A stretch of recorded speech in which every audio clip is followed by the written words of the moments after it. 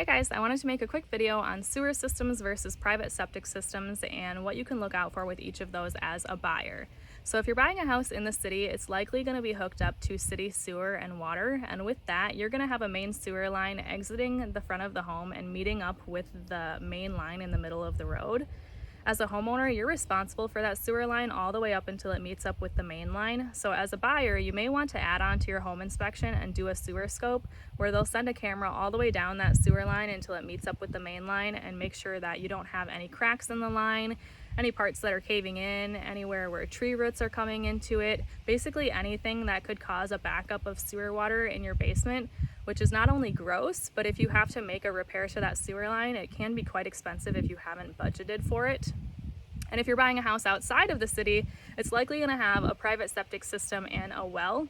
Just like with the sewer system, there's going to be a main line that carries waste out of the home, except for instead of it going out to the street to meet up with the main line, it's going to go out to your own private septic system. So I'm going to show you guys a mound system today. That main line will carry waste out to your septic tank. So there's 3 tanks here that are underground. Usually you don't have this part sticking way up out of the ground here. This cement cap will just be level with the ground. But the waste will come out to this first tank here, and the solid waste will actually settle down to the bottom of the tank, while the liquid waste, once it gets up high enough, will travel through a pipe over to the second tank here, and it'll go through the same process. Any solid waste will settle down to the bottom of the holding tank, and any liquid waste will travel over to this third tank here. This one's actually called the pump chamber, and you can tell which one is the pump chamber because it has this outlet outside here to plug the pump into. These tanks you'll want to get pumped out every like 2 to 3 years to clear out any solid waste and sludge from them so that it doesn't build up, you don't get it back up or overflow there. So anyway, once this third tank gets full of wastewater, the pump will turn on and it'll pump it out to the drain field, which is a bunch of perforated pipes, and that wastewater will travel down through the holes and into the ground to be filtered by the soil.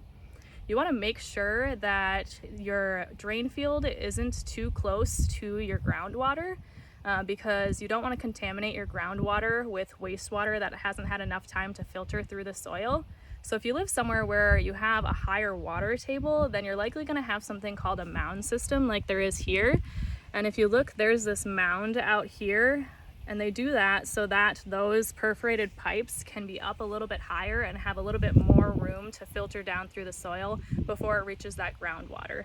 If you're buying a house that has a private septic system and a well, you're going to want to get that inspected just like your sewer line to make sure that there aren't any cracks or anything that's going to cause a blockage and back up into the basement. But you also want to make sure that it's compliant and that your wastewater isn't contaminating the groundwater.